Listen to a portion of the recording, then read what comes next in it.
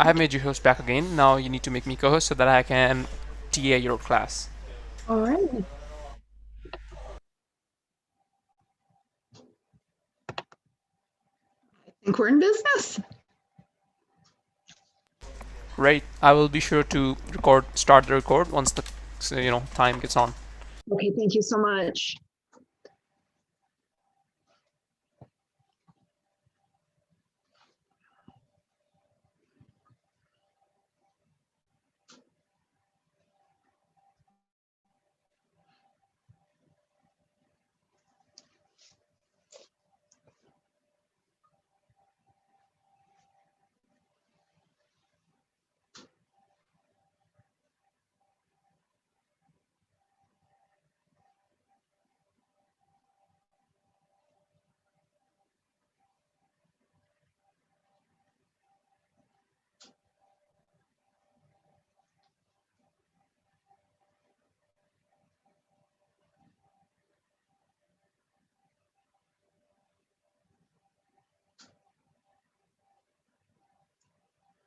Hi, Carol Sue. Hello, Esther.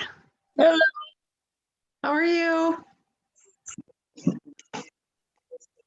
Carol Sue, are you not tired of me yet?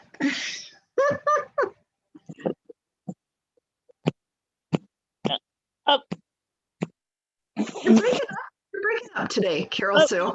I know, of course not. There's a, of course not. Not you. Some of my Zoom. I'm on a couple committees, and some of the Zoom committees drive me bonkers. So, I'd rather be somewhere else. All And right. I always have fun in your classes. Well, thank you. I appreciate that. Welcome, Sandra. Welcome, Juanita. As you're coming in today, tell me how you're feeling, what the weather's like where you're at. Maybe you want to share with me what you're hoping to learn today. I'd love to hear from you how you celebrated Cinco de Mayo. Yes. Esther, what you got for me? Sarah, Yes. I want to tell you I missed your class yesterday because I had a conflicting class, and I thought I sent you an email. I thought they would let me get the recording, but Get Setup's rule is that you had to come to the class to get the recording. Are you going to be doing it again? Are you going to be doing it again? Which one did you miss? I did 2 yesterday. Oh, you did 2? I didn't see you. I think so. I what thought was yesterday? Alcohol Inc. Cinco de Mayo. Yes. Which one? Alcohol Inc. Oh, the Alcohol Inc. Maybe that was my only class yesterday. Yes, I am going to be doing that one again. That was a lot of fun. It was. I do Alcohol Inc. all the time. I did it on what's it called? Switch plates. Oh, that's a great idea. They came out really good, really good. But not, you gave me an idea, Esther. Thank you for sharing that. But I bought Hobby Lobby's version instead of what's his name, the brand name. I forgot his name. Tim, what's the brand name? Holt. Yeah, Tim Holtz, Ranger Inks. It doesn't compare. Hobby Lobby's is not good at all. It's cheap. I'm glad to hear that. I found another brand at my local craft store. I live in a real tiny town with a little tiny craft store, and she has a brand called Pinata. Have you used that brand before? Not yet, but if Dollar Tree sells it, I'll check it out. I only used it in one part of what I was working on, so I haven't formed an opinion of it yet, but I sure like the Ranger ink. So good. Welcome everyone. I'm just kind of chit-chatting with people as people come into the room. Esther and I were just talking about my alcohol ink on glass class that I taught yesterday. First time I've taught that one. It was a lot of fun, but you're here for the 10-minute table runner, which is a simple sewing project. That's what we're going to do today. Are there any comments or questions before I get started with the video? Is it going to be a 10-minute video? On sewing, you mean? Yeah. I think, oh goodness, there we go. I think my longest video in here might be 8 minutes. Oh wow. Yeah, but we'll see. You can tell me what you think when I get done though. I'd love to have feedback. So to my understanding, as of right now, I'm the only one doing videos under a document camera where I'm doing the demonstrating. And I'm curious if people like it or not. So I always welcome your feedback. Sarah, I Can love everyone- it. Sarah, I love it. I go to another class, not from Get Set Up, where he did painting. First he speaks and then he does a video like you do. And it's really reinforcing. It's very good. Good. That's good to hear. Thank you for sharing that, Esther. I like it because I'm a visual person, so it's helpful to me. Can everybody see my screen? Yes. Yeah. You can Yes. see. Okay. All right. So I'm Sarah. I have spent 22 years in K-12 education. I retired last summer at a perfect time as an from my elementary position in the town where I currently live. I spent 2 years with Michigan State University in the Office of K-12 Outreach, working with schools to help them increase their academics in Michigan. And that was really a highlight of my career. I do live by quotes, and this is probably one of my most favorite quotes. It's people do the best they can with what they know, and when they know better, they do better, which is also consistent with Get Set Up's philosophy of reaching older learners. So I feel like it's a perfect match for me to join Get Set Up and to do what I love with people that I am comfortable with. So it's been a great partnership so far. You'll learn from me, I'll learn from you. There's always things to learn. Ideally, I can see you and your camera's on. It does help me to be able to watch some facial expressions. It helps me understand if people are getting it. But if you want to keep your camera off, it's okay. If you get done and you say to yourself, I wish I could remember what she said about that particular technique, if you're part of the class, you can order a copy of it by emailing help@getsetup.io, and you would ask them for Sarah's class today on the 10-minute table runner, and they'll send you a copy. I think it was Esther that was making the point that you have to be a participant in the class to be able to get a copy. You can't, and it has to do with privacy, is my understanding. If you're here with me by live stream, I'd love to welcome you. It's great to have that as an option. However, if you want to be interactive with me, I'd love to have you join by registering for a class on the website, and that way you can interact with me, ask questions directly, etc. Get Set Up is not paid to promote specific products, nor am I. But I do mention my favorites, especially in the crafting world. So just know that nobody's paying me to do that. I'm just telling you things that I enjoy personally using myself. I have Michael on board with me today as my teaching and technical assistant. He'll be helping me monitor the chat box. And if you have questions, you can unmute yourself. We're a small class, so if you want to unmute yourself and ask, or if you want to put a question in the chat box, I'd love to answer your questions that way. I will be showing some video demonstrations today. If you have a question, it's real easy for me to answer them during those videos too. So feel free to ask during that time. Our agenda for today. I'm going to be telling you the supplies and equipment you'll need to make a table runner, how to choose, cut, sew it, some tips and tricks, and some bonus materials. I'm wondering, is there any one thing that anyone is hoping that I will cover before we're done with our hour together today? Anything in particular anyone's looking for? I'll give you a minute to respond. Okay. All right, well, let's get going. I'd like to know who my audience is. If you don't have your camera, your video on, excuse me, I'm just going to clear my throat. Excuse me. If you don't have your camera on, you can type in the chat box. If you tell me that you're already very comfortable with sewing, you're an expert, you could be the next guide, put a 5 in the box. If you have some experience but you'd like to know more, give me a 3. And if you have no experience with sewing but you're ready to learn, show me a 1. And so I'd love to know. I see a couple of 3s, people that have probably sewn some things before. Sandra and Esther, anybody else? I see another 3.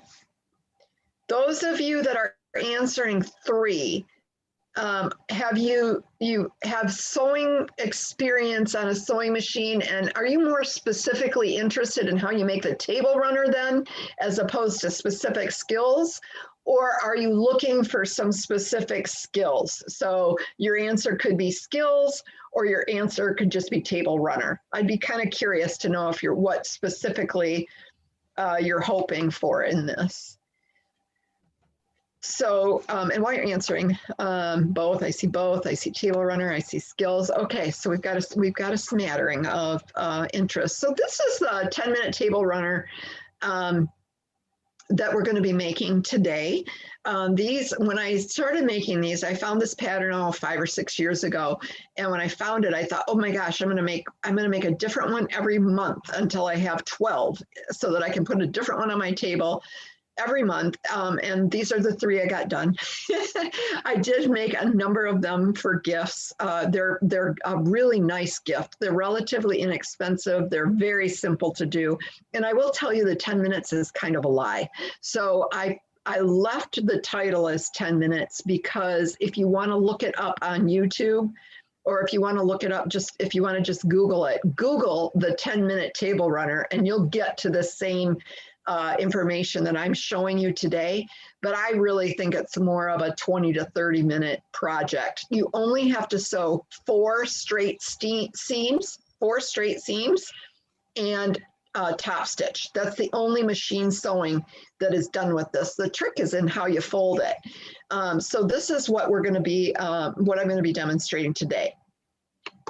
This one is the one that I made in the videos that are part of this. And it's part of the series that Get Set Up is doing called Mexican Fiesta. So if you go to the website, and if you want to stay on afterwards, I can show you how to do this. But if you go to the website, click on series over on the right-hand side and scroll down until you get Mexican Fiesta. There's 9 classes in the series. This is one of them, and the paper flower that's in the middle here, this tissue paper flower, is another class. I'm doing that again later this week. I can't remember if it's tomorrow or when, but it's, so this kind of demonstrates 2 of my classes in one picture. This is chili pepper fabric that I had bought for my husband because he's an award-winning chili cook. All right, any questions before I get into the nitty-gritty?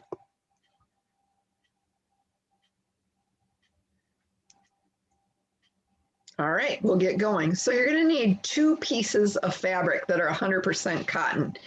You can make it with other fabrics if you'd like to, but I always prefer the quilting fabric, and I always choose 100% cotton because I find it to be the most reliable and the easiest to work with. You're going to get the border piece, which also is the back. So what happens is the way you fold it is what turns this red border fabric into the back. It's really one piece of fabric just folded correctly to make both the back and the border. So you'll need 5/8 of a yard of that, which is 22.5 inches. And the center piece on this one is 9 inches wide. You can vary these. You could make that center wider and the borders smaller just by varying the fabric. This is just what I'm using for the demonstration today. You can optionally line it with quilt batting or iron-on interfacing. I would consider that a more intermediate skill, so I did not choose to do that for today. But because it's laying flat on the table, it is not a problem. You're going to want a matching all-purpose sewing thread. You won't need more than a spool. In fact, it doesn't use very much thread at all. And you're going to want straight pins and possibly a pin cushion. Any questions on the supplies?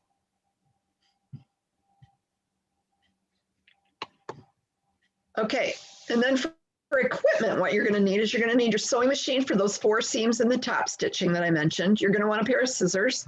You're going to want an iron and an ironing board. And optionally, you can use a cutting mat, a long straight edge quilting ruler, and a rotary cutter. Or if you want to, you can just cut this fabric with scissors. It's your personal preference on that one. Questions on the equipment?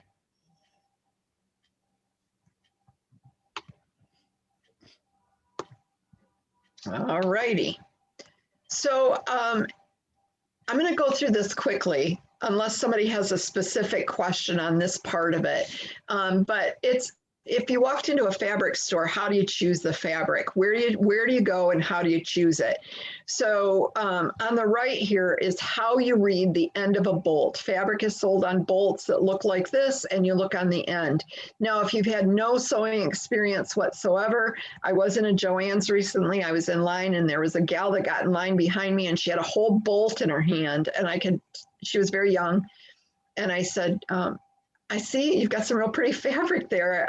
I'm wondering, are you going to buy all of that fabric? You must be making a large project. And she says, no, actually, I only need about, this much. And I said, oh, then you're going to want to take it back to the cutting counter. And I just want to make sure that if you've never sewn before, that you would know that that's what you need to do. So you pick your bolt off the shelf and you look at the end and you make sure, if you want to have one that is like the one that I'm doing today, make sure that it's 100% cotton. It also tells you that this fabric that's on this bolt is approximately 43 inches wide. And it's almost always folded over on the bolts. If you were going to buy a whole bolt that was unopened, and you can occasionally find these wrapped in plastic, it'll tell you that there's 8 yards on the bolt. And if you want to know about the washing instructions, you'll find that on the end as well. It's important that you look at those washing instructions, because it's not sold. Once you get your cut of fabric, it's not going to tell you how to take care of it. So if you don't know, you're going to want to look at that. And then over here, you're going to find the price, and that's per yard, price per yard.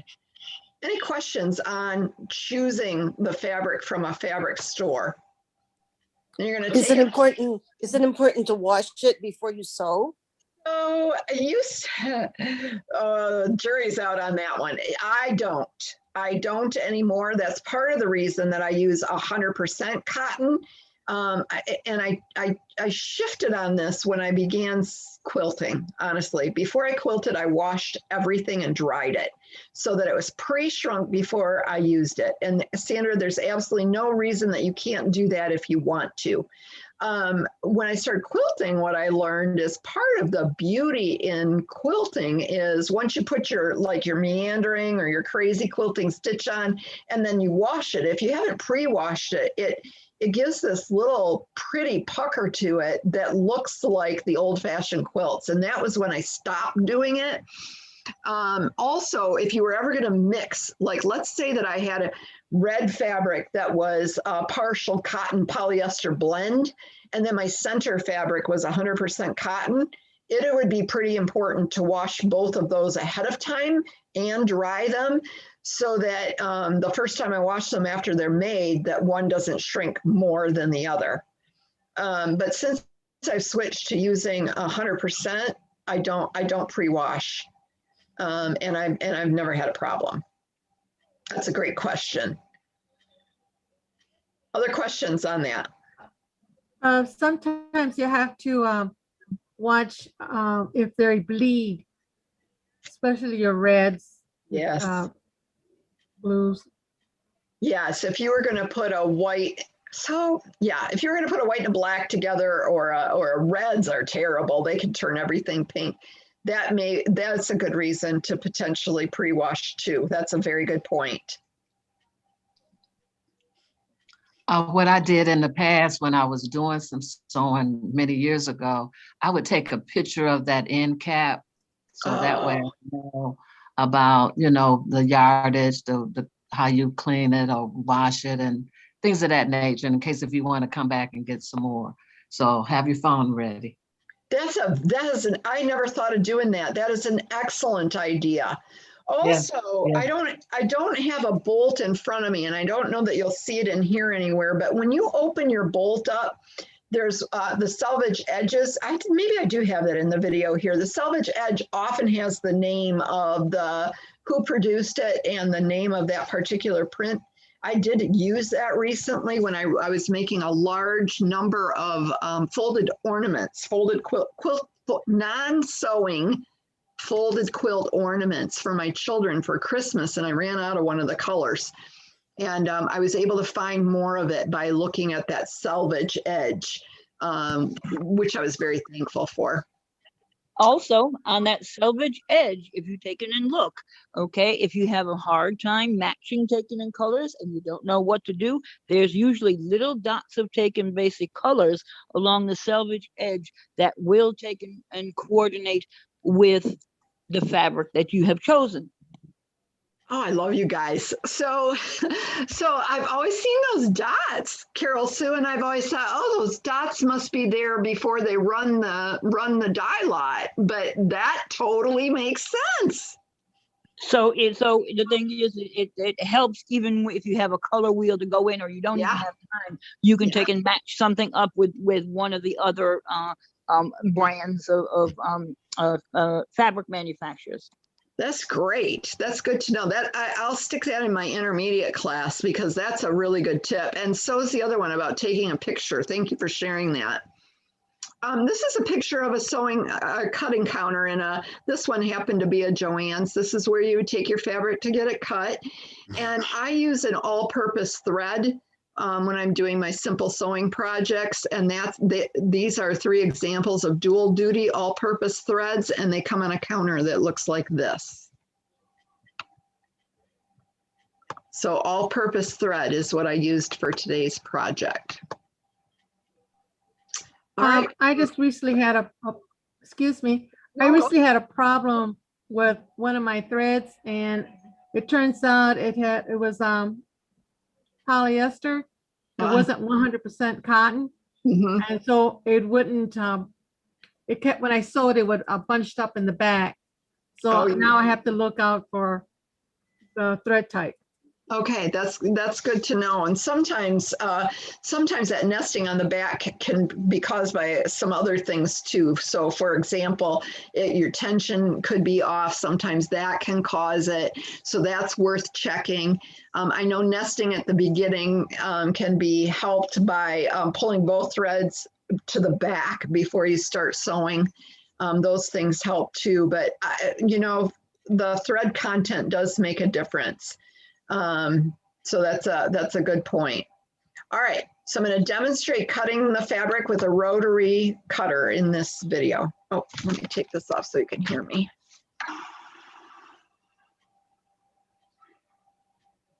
All right, we're going to start with the red fabric. What we need to do first is make sure the fabric's folded in half lengthwise with the selvage edges together. Now the selvage edge of the fabric is the smoother, the finished edge, not the cut edge as you get it. The voice is not clear. The selvage is. I'm sorry, what? The voice is not clear to me. Is anybody else having trouble hearing it? Yes. Yes. Yes. What are you hearing? It's kind of muffled. We can hear the same music, the same video that you're playing, but I guess the sound is very low. Can you do something about it? It's up as high as it'll go, volume wise. But somebody That's said muffled. Muffled is a good description. It's not clear. I'm so sorry. I don't know that there's anything I can do to help that right now. What I could potentially do is let me try this and see if this is helpful. Okay, right now you're not hearing anything but me talking to you, right? Yes, You can't hear the video at all, correct? correct. Okay, so I'll show you, what I'm showing you here is on that selvage, and here's what Carol Sue was just talking about. So these are different colored dots, and Carol Sue, if I understood you right, what you were saying was I could take this bolt of fabric over to the solid colors, for example, and I could match it to any one of these colors, and it would be considered a coordinating color. Is that what you're saying, Carol Sue? Yes. Okay. All right. So that's fun. That's really fun. Did not know that. That's why we do this together. So I'm just showing you here when I cut, my mat is only 24 inches wide. I'm at my sewing table. My husband made me last fall that I absolutely love. And my mat's 20, I think it might only be 18 by 24. So I'm showing you right now that I'm gonna trim up my edge with my rotary cutter by lining it up this way and this way and making sure I'm squared up. That's my rotary cutter, my favorite kind of rotary cutter. It's great. If you haven't got one and you're going to invest in one, I recommend this with a handle over the ones that are just, it's like a straight, like a stick. Terrible luck with that. All right, I'm going to skip ahead since you can't hear my voice anyway. Let me skip ahead a little bit here. Okay, here's this edge on this one was really bad. The red was pretty well squared up. So there you can see me trimming. I put it just about 1/4 of an inch over the 1 inch line. And then I line my ruler up along that line and I cut that nice, it's fast. If you haven't used a rotary cutter before, I highly recommend it because it's very, very fast compared to cutting with scissors, and it's very straight.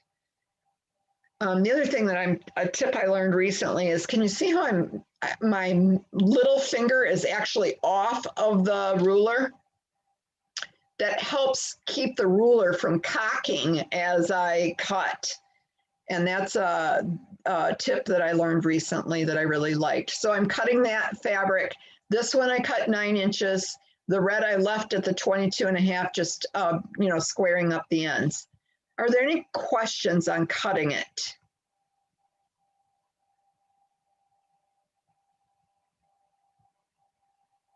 So what I'm showing you here is what I cut was what they call width of fabric.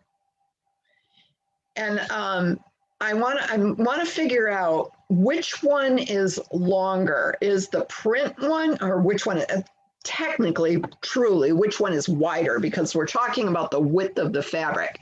So you can see what I'm doing here is I'm putting my selvages together. And remember that one bolt said it was 43 inches long. Well, some bolts will be as short as 42 and some as long as 45. And if you're not careful, you could get one bolt that's 60 inches, although that's not typical so much anymore without going to a specialty section. But most fabric is sold between 42 and 45 inches wide. So what I'm doing here is I'm making sure that both pieces of fabric are truly 45 or 42 or whatever it happened to be. And I'm going to trim them to match exactly. And I'm not worrying about my selvages yet, cutting off the selvages yet, because I'm going to take care of that when I trim it after I sew it. Any questions on what I'm doing in this video?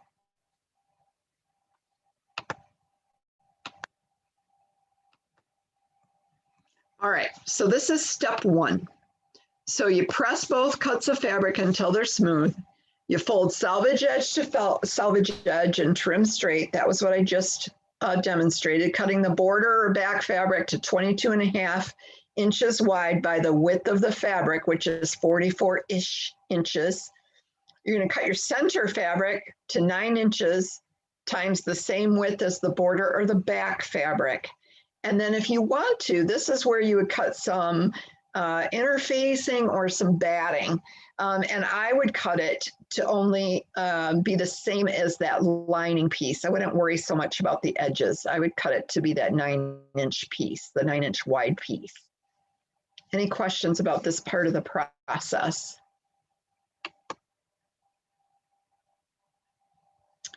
Okay, let's see if this video sounds any better. Give me some feedback on how this one sounds. I'm going to show you how to pin the fabric together. So we got the 2 pieces of fabric. I think you can see it. The 2 pieces of fabric are what we say in sewing as right sides together. What that means is you take the right side, or the side of the fabric that you want to show, and you put it right side together with the other piece of fabric. Now in a solid color fabric, oftentimes there is no right or wrong side. So you can look and see. You can usually tell because the wrong side of a print fabric is dull. So you're going to take those 2 pieces and you're going to match them up end to end. They should be the exact same length now. And we're going to pin them. And I like to pin kind of in the center first. a center pin.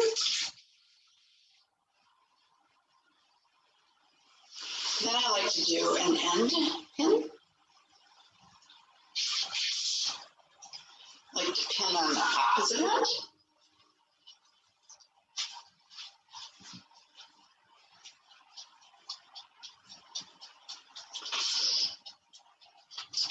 And then I pin in between those two spots just to secure my fabric really good. And if it's a really long piece of fabric, I might even pin it kind of in the center of that. So I'll tell you how many pins I've got when I get all.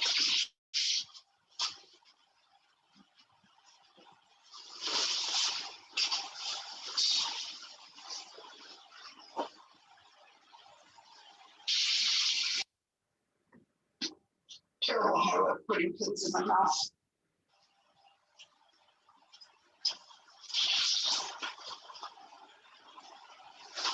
Okay, so I've got 1, 2, 3, 4, 5, 6, 7, 8, 9, 10 pins in here. And you'll notice, it's probably easier to see on the non-printed side, you'll notice that I pin up and down or perpendicular to the fabric, to the horizontal, vertical in comparison to the horizontal line of the fabric, let's say it that way. And I do that for a couple of reasons. One, my sewing machine will go over that and that'll be okay. The other reason is that I can easily pull my needles out if I don't want my machine to ride over them at all. So that's the fabric, right sides together, end to end, and I'm going to sew my first seam. Okay, and then this is a little bit on the sewing machine itself and how I got started. This is short. What I'd like you to see here is the actual sewing machine itself. It comes with some automatic presets, and most sewing machines do. And for standard sewing, I'm going to leave everything on the machine preset. I've got my thread threaded through on the top. I've got my bobbin thread down here. And I've got my thread pulled under the foot, both threads pulled under the foot into the back. That keeps the nesting down, so that's the best spot for the thread. And then it calls for a 1/4 inch seam, which is right here and just slightly inside the edge of the foot right here. And that's where I'm going to start sewing for my first seam.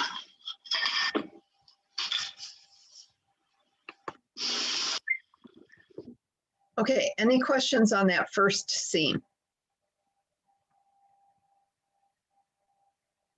All right, so then in what I have done next is I've matched the opposite side and I've sewn this seam right here. So that's what made this whole piece of fabric into a long, narrow tube and what forces these borders to come to the front. It's because this piece of fabric is narrower than the red. That's what makes the kind of self-producing border. I just want to show you ironing it because I've got this raw seam that I want to have it lay flat. And so I'm going to do this what I'm going to do is I'm actually going to iron it flat, but I'm going to iron it toward the darker fabric with my iron. So I'm going to go this way with the fabric. And I'm not going to do the edges. I'm not going to come close to this edge because I'm not ready to put a crease in the edge yet, but I certainly am ready to fold my seam flat. And I'm going to kind of tug on the fabric as I go, making sure that I'm doing that correctly. So I'm going to do that on both sides of the fabric. And then I'm going to turn it right side out and iron it again. So the question that I know will come up with this one is, aren't I supposed to press the seams open? And that would be okay. If you want to press your seams open, you can. It's also okay to do it this way. And basically what you're doing is you're choosing the darker fabric and pressing both seams toward the darker fabric because it's less noticeable than when you turn it right side out. So let's just say that this piece was black and this piece was white, and I press them open. You might actually see under the white, the edge of the white folded back, or especially if I folded the whole thing back toward the white, you might see both colors showing through. So that's why I chose to demonstrate ironing both parts of the seam toward the darker fabric. Now I'm going to show you the right side out ironing. I've got it right side out now, and I've centered my print fabric in the middle. That was the one that was the 9 inches wide. And what it does is it makes a border out of the red automatically because the print is smaller than the solid. And then I take my ruler and I just verify that I truly have got it even on both sides. And on this side, it's about 3 1/4. And on this side, it's about 3 1/4. I feel pretty satisfied, not only with my measurements, but the way it looks. And so now I'm going to take my iron and I'm going to iron that down flat. Make sure that my seams are laying exactly the way that I want them to lay.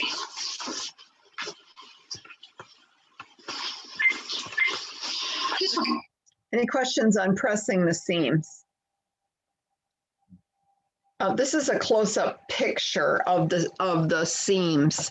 So this is the one on the left is showing the two before I pressed the seams down, and then now this is showing a close-up of the seam pressed toward the darker fabric.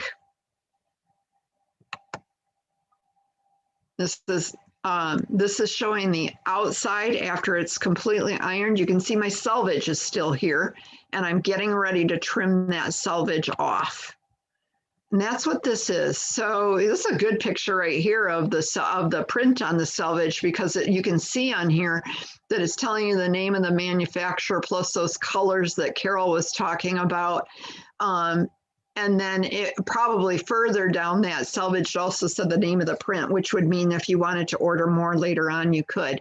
So all I'm doing, and I don't think I did a video of this, all I'm doing in this is I'm lining everything up. So I'm squaring it up on my mat, and I'm lining my my straight quilting ruler at the 22-inch mark here and the 22-inch mark here, and I'm just cutting that edge right off. And because this is a table runner and the measurement doesn't really matter, you know, if I'd had to cut off an inch here to make it look right, it wouldn't have hurt anything. So you trim off as much as you need to get it square at this point. Okay, here's where it gets a little tricky. This is the beauty of this table runner, and it's also the trick. Once I've trimmed my selvages, I'm going to fold this together lengthwise, back to back. So I'm going to fold it this way in half, the long way. I'm going to pin each end in place. So I'm going to shore these ends up right here. I'm going to shore these up, make sure that they're laying nice and flat and that they're squared up. I'm going to pin them using 3 pins on each end. You can use a 1/4 inch seam here if you want to, but I'm going to use a 1/2 inch just in case I've got, for some reason, one layer or another off. I'm going to sew a 1/2 inch seam along this edge, and I'm going to pin this end down here the same way, and I'm going to sew a 1/2 inch seam across that end. Okay, so are there any questions on this part? The big thing to remember is you're folding your back against itself. You're not folding it the other way around. Any questions? Okay, here's step 2. I'd like you to see how I'm going to trim and turn it now that the seams are done. I've done 4 seams. So the seams, the main seams are done. And I'm going to trim it.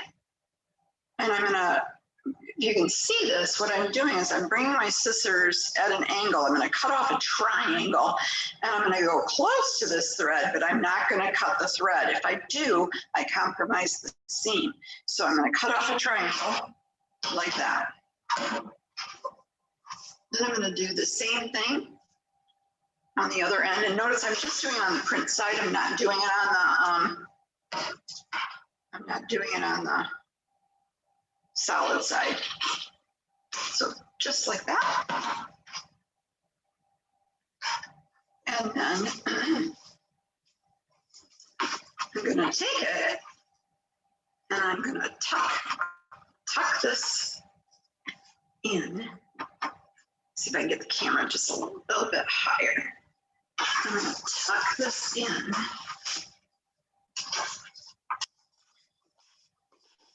Make this nice triangle end. Sometimes I'll use scissors. You have to be careful with this part because you can poke through. But sometimes I'll use scissors. Knitting needle works good too. Real nice. And then I'm going to pin that down.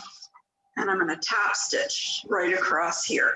And I'll come back and show you what that top stitch looks like. So one more time on the other end. I'm going to iron it. I'm going to turn it.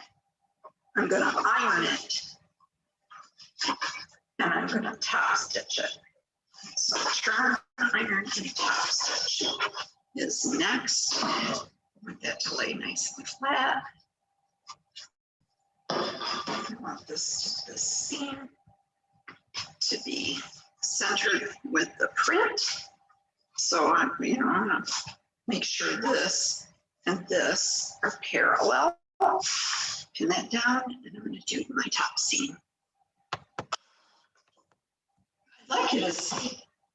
Any questions on that turn?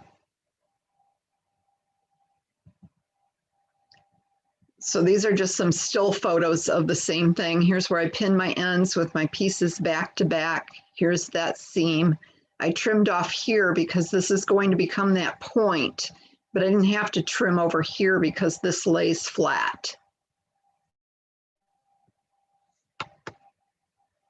And this shows the top stitching. So after I turned it and ironed it, I just top stitched. I went probably, it's close to a 1/2 inch in. You could put that anywhere you wanted. You could do a 1/4 inch. You could do it right up close to the edge if you wanted to. You don't want to go too much farther in because then you'll get this lip that doesn't always lay real nice. But that was a good spot to top stitch that end. And so, pretty much at this point, I've got one more bit of top stitching to do, but at this point, it's pretty well done. Now, on the ones that I showed pictures of in the beginning, I did put decorative buttons on them. You don't have to, but you can. This was a set of buttons that I had, and the green matched the green that was in the fabric. But you can put this button anywhere. So like, for example, I don't know if you can see well enough to see that this seam is slightly off. So my fabric is slightly in here, and from here, I wouldn't be real satisfied with that showing.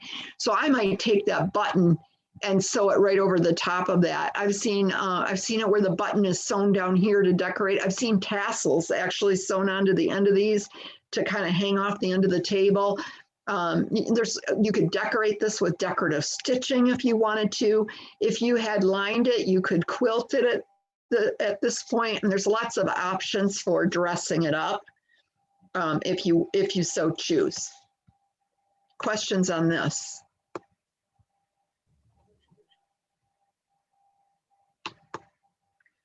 And this is the completed table runner. The one thing that I failed to do that I should have done, and it doesn't look quite, it's not quite so obvious in this photo, but I wish I had done one final ironing before I took this picture, because one final ironing would have made that lay really flat and look a little bit nicer than what this did. But it gives you the idea of what that looks like finished. This is on my coffee table in my living room, and this is showing you when it's decorated with, you know, my household items. I love cardinals. You'll find lots of cardinals in and around my house. This shows that tissue paper flower on top of it. The decorating ideas with these table runners are just endless. I use them sometimes on my dining room table. I use them sometimes on my living room coffee table. They're just nice. They just really add a pop of color to the room. Sarah, I do have a question. It's Esther. Yeah, hi, Esther. You turned the red over to make a V. Is it possible? I happen to like the centerpiece exposed more. Is it possible not to turn the red over, but to turn it under, so I would get to see the centerpiece more of the centerpiece? You understand? I understand your question. I got to think about that for a minute, okay, Esther? Let me just think about that.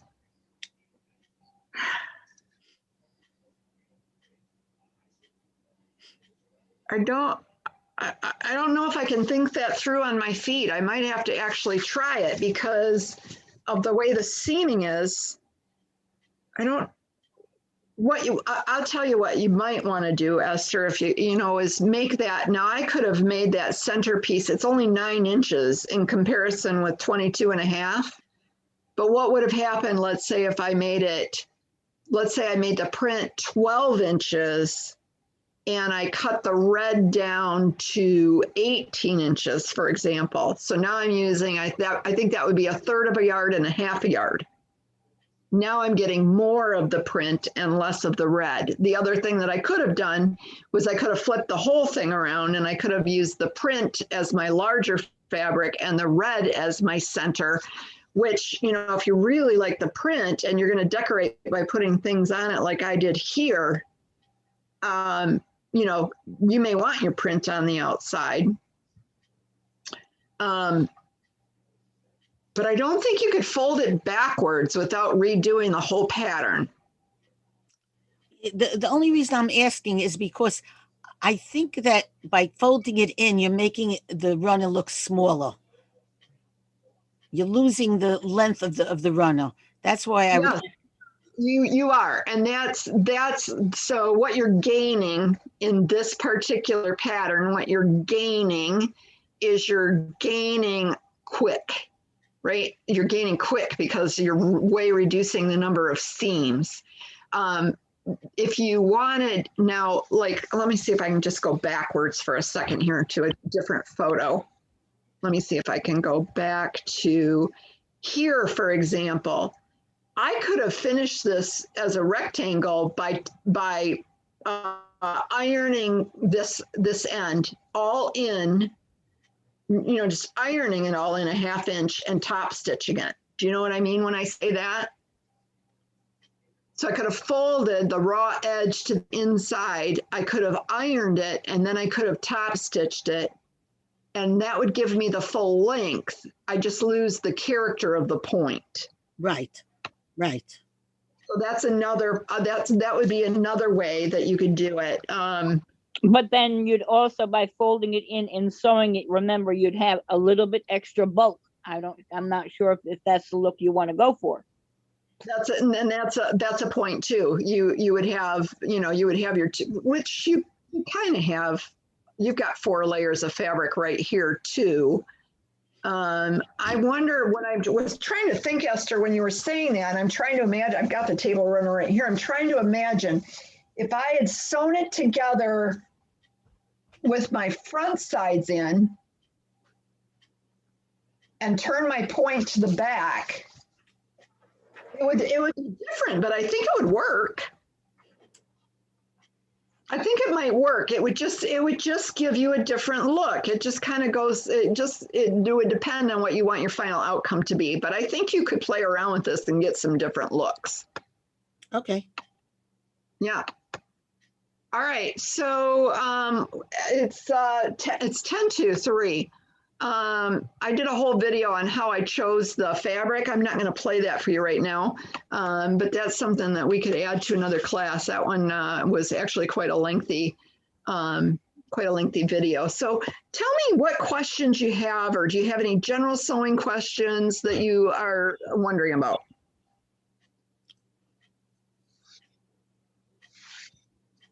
Here's your chance. Actually, what I'm going to do is I'm going to go through these last screens. I'm going to stop the share and then I'll answer questions. So this table runner is part of the Mexican Fiesta series, and there's some other classes that are associated with that as well. I'm teaching, some of the classes I'm teaching are the Learn to Crochet. I just finished Learn to Knit today. Paper Flowers is coming this week. I just did the alcohol ink painting yesterday. I think I'm doing that again next week. That was a lot of fun. Make sure that when you get my class notes after we're all done, you give me some feedback by pushing on that green dot.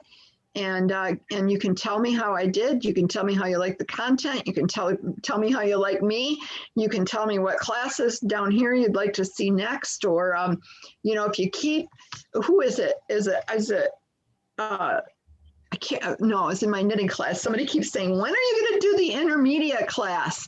And my program director has to tell me I can. So if you want some intermediate classes, start asking for them. Because then she'll tell me I can go ahead and plan those.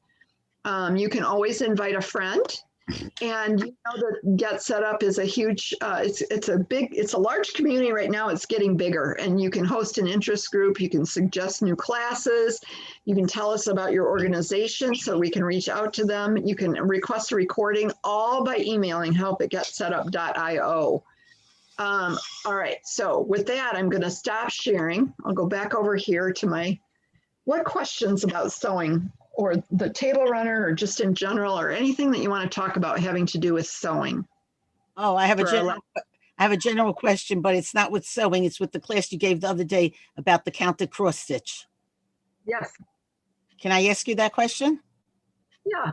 If it's a long answer, I might get back with you afterwards. Okay, no, it's not.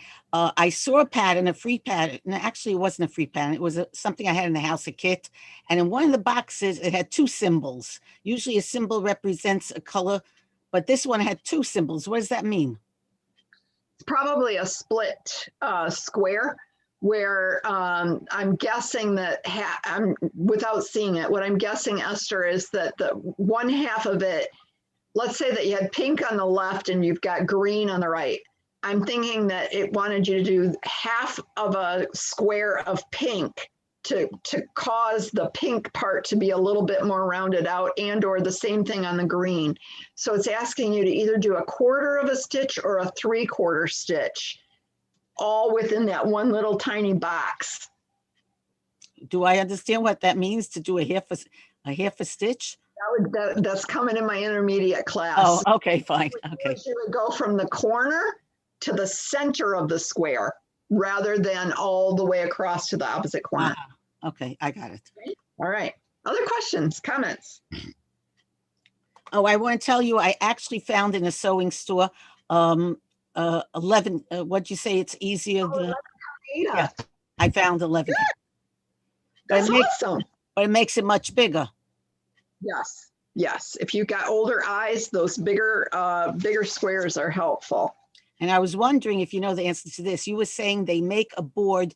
What did you call it? A sticky board or something? Yeah.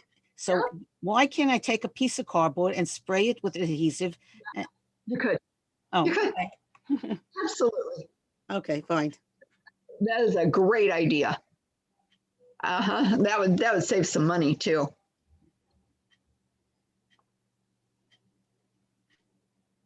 All right, other questions, other sewing questions. I'll tell you about the sewing project that I'm making right now. I'm trying to video it as I do it. I actually don't have permission yet, but because I'm making it anyway, I just decided to see if I could turn it into a class. But I have 2 grandchildren due in the next 5 weeks. 2 granddaughters are going to be named names that begin with the letter N. And so I'm making a changing pad that is waterproof, that when you open it up, it'll hold wipes. It has a pocket at the bottom that will hold wipes, and it will hold a couple of diapers, disposable diapers. And then the top part of it, you lay the baby on it, and it's got a waterproof pad on it. And then when you take the baby off of it, you fold it into thirds, and you can either button it or Velcro it shut. And then I have an embroidery machine. I've been doing that for a few years, and I embroidered the letter N on the front of it as a decoration. And I'll be giving that to both babies as a gift. So that's my current sewing project. Does anybody else have a sewing project that they're currently working on that they would like to tell us about?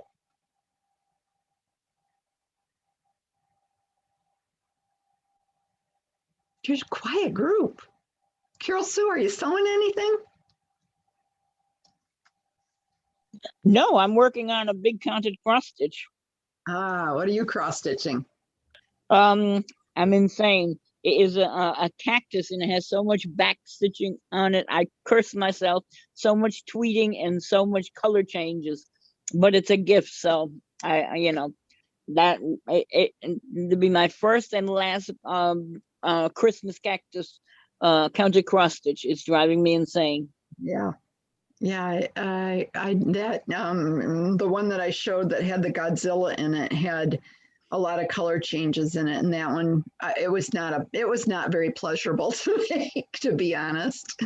Go ahead, Esther. I found online a free counted cross stitch with a bird on a branch, and I think I didn't start it yet, but I'm thinking about doing it. That sounds lovely. And it was free. My next counted cross stitch project is a kit that I got. My daughter that's having the baby is doing her bedroom in bears, using a bear theme. She lives in Chicago, so they're Chicago Bear fans. So she decided to use teddy bears as her theme for the baby's room.